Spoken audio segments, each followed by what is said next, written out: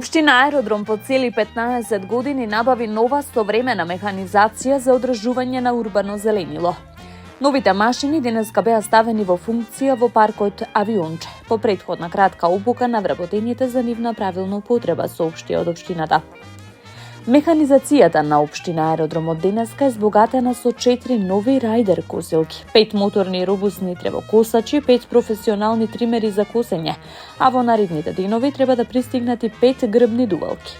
Вкупната вредност на овие машини изнесува 3 милиони денари, информираат од локалната самоуправа.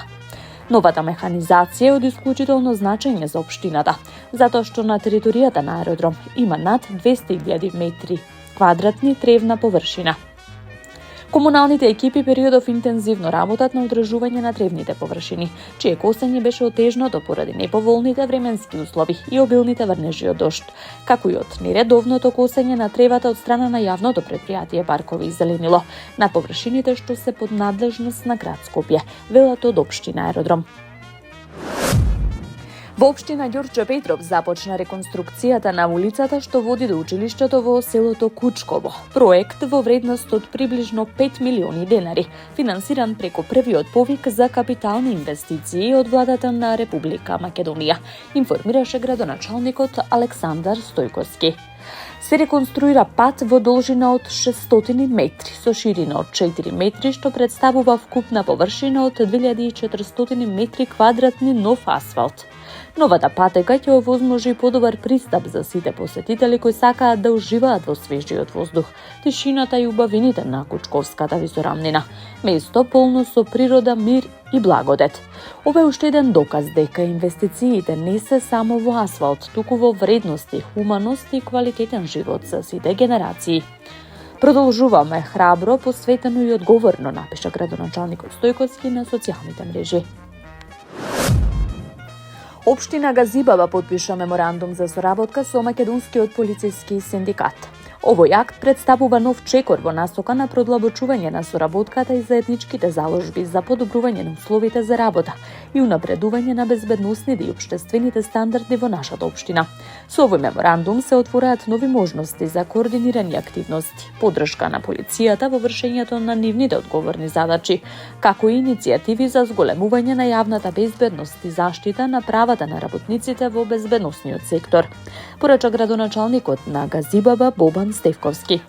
Тој официјално стана и почесен член на Македонскиот полициски синдикат. Признание кое, како што рече, го прифаќа со голема одговорност и благодарност. Продолжуваме со ангажирана работа и посветеност за побезбедна, поорганизирана и подобра Газибаба за сите, додаде Стевковски. Од општина Илинден информираат дека со интензивно темпо се спроведува градежната офанзива за подобрување на патната инфраструктура во сите населени места. За таа цела во рамки на програмата за реконструкција, рехабилитација и изградба на локални улици и патишта. Отпочнува изградбата на улицата 15 во населбата Илинден со вкупна должина од 270 метри и широчина од 5,5 метри.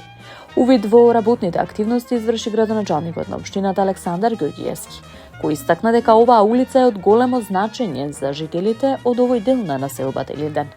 Во рамки на градежните работи по целата должина на улицата ќе биде изграден и тротоар, како и систем за зафаќање и одведување на атмосферските води со поставување на цевасти пропусти. Градоначалникот додаде дека во наредниот период ќе се продолжи со изградба, реконструкција и санација на други улици со цел подобрување на патната инфраструктура, зголемување на безбедноста во сообраќајот, како и овозможување квалитетни услови на жителите во реализирање на нивните секојдневни активности.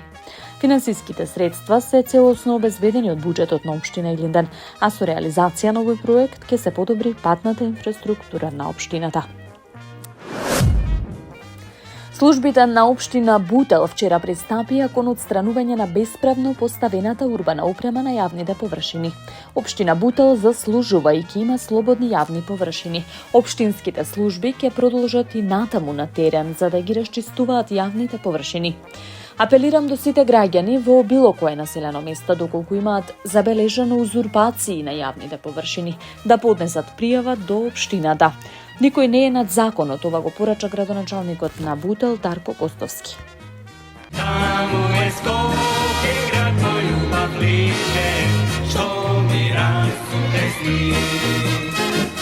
Вечно ќе ја